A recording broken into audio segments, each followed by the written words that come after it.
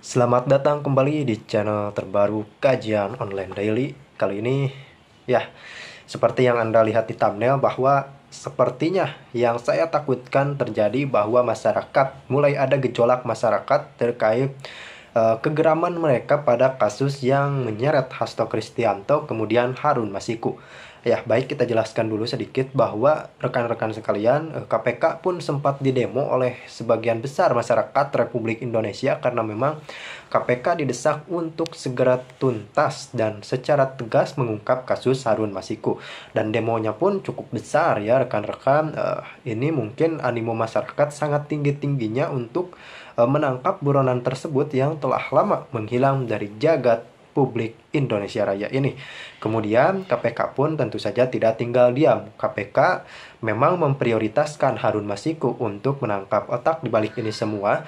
Kemudian ketika melakukan pengembangan penyidikan, ternyata KPK menghasilkan nama baru yang perannya jauh lebih kriminal dari Harun Masiku. Siapa itu? Yakni Sekjen PDI Perjuangan Hasto Kristianto yang ditetapkan sebagai tersangka oleh Komisi Pemberantasan Korupsi karena memang ini Hasto ini dinilai sebagai otak dari semua, atau Hasto lah ternyata yang memang menyuruh atau mendesak Harun Masiku segera melarikan diri, kemudian menghilangkan barang bukti. Menghilangkan seperti apa? Menghilangkan handphone dengan cara meredam dan merusaknya dengan tujuan penyidik tidak bisa menggunakan HP itu untuk alat bukti atau mencari bukti-bukti di dalamnya. Dan tentu saja ini sebuah rangkaian pemikiran yang memang seolah telah menjadi, dan setelah dikonsep oleh Hasto kemudian terlacak oleh KPK, dan ini sedang didalami apakah memang ada tersangka-tersangka baru atau tidak. Tanpa berlama-lama langsung kita simak. Dan ya memang kita lihat videonya terlebih dahulu. PDIP ya, lalu Adiana Pitupulu banyak ngomong. Ini yang saya bilang, emang hebat apa dia? Saya dapat memutuskan tanpa rapat.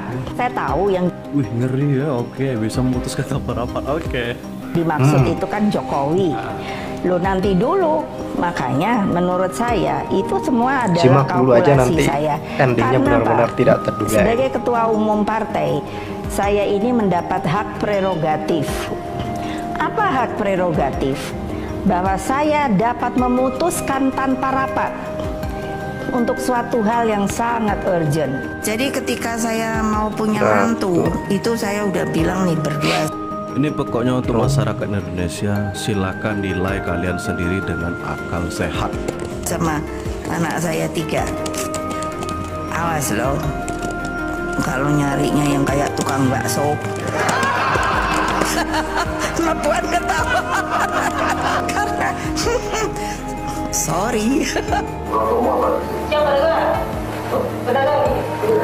Siap, bawa saya ini. Sejam. Belum masuk. Siap. Berapa? Siap ya. Adikmu berapa? Siap 1. Kalian berdua aja. Siap. Adikmu lagi kuat. Siap lagi. Hebat bapakmu ya. Siap. Bapakmu juga masuk akan melahirkan insinyur mesin. Siap. Siap. Maklamanya bapak. Siap. Kamu sungguh mau bapak. Siap. Terima kasih. Kalau hubungan saya dengan Ibu Megawati, saya harus jujur memang belum pulih, masih ada jarak. Ikhtiar untuk saya bisa menjalin komunikasi mungkin saya lakukan selama 10 tahun. Mendiang Taufik Kemas, sahabat saya, juga berusaha untuk memulihkan silaturahim kami berdua. Jadi bukannya tidak ada kehendak dari banyak pihak, tapi Allah belum menakdirkan. Saya tetap menghormati beliau. Ya, sekali lagi lah untuk masyarakat Indonesia, tolong nilai dengan cara berpikir yang sehat. Sebagai presiden saya juga dulu, sebelum saya, tidak akan pernah hilang hormat saya kepada beliau. Tetapi kenyataannya memang sekali lagi Tuhan Yang Maha Kuasa belum menakdirkan untuk hubungan kami kembali normal. Coba teman-teman kita lihat bersama adab baik dari kedua anak Pak Jokowi mendatangi Bu Megawati Soekarno Putri untuk mengambil tangannya dengan cara membungkuk. Ini adab yang sangat baik. Tetapi yang diberi contoh oleh Megawati Ketua Umum Partai PDIP Perjuangan justru tidak mengambil tangannya. Silahkan teman-teman semua memberi pendapat, contoh mana yang baik. Sekali lagi tolong nilai dengan akal sehat lah, siapapun itulah. Apa sumbangsinya generasi milenial? Sebagai milenial, saya nggak tersinggung, cuma tersulut emosi aja. Dulu saya bangga presiden pertama perempuan, tapi setelah tahu kinerjanya, walah biasa aja. Ibu sendiri apa sumbangsi ibu selain di label partai terkorup sepanjang masa? Kalau nggak jual nama bapak, emang ibu bisa apa? Saya sebagai milenial, dengan kecanggihan teknologi, bisa viral dan bisa bersuara menjatuhkan banteng pertahanan ibu dengan kekuatan massa dan keberanian saya dalam berbicara. Ibu nggak tahu kekuatan milenial kalau udah speak up itu seperti apa. Tentara Israel aja sampai pup di celana. Ibu lupa, ibu adalah presiden yang ditakuti seluruh rakyat Indonesia. Untuk generasi milenial siapapun itu, jangan lupa menolak lupa. Ya iyalah, siapa yang nggak takut coba? Gak ada yang milih ngaku presiden bola. Ops, sorry. Sebenarnya ketakutan Ibu Mega terhadap Indonesia adalah ketika rakyat sadar akan sejarah dan sadar akan perilaku Ibu saat menjadi presiden. Pertama, mengkudeta makar Gus Dur atau menggulingkan kekuasaan Gus Dur pada masanya, ya agar bisa digantikan oleh dirinya. Yang kedua, menjual aset nasional itu ke asing seperti Poloni, Pasipat, dan Ligitan yang kaya akan minyak mentah. Dan yang ketiga, mengobrol SDA ke asing, menghapus skandal korupsi BLBI, dan jangan lupa saat Ibu yang jadi presiden banyak kemunduran yang kita rasakan.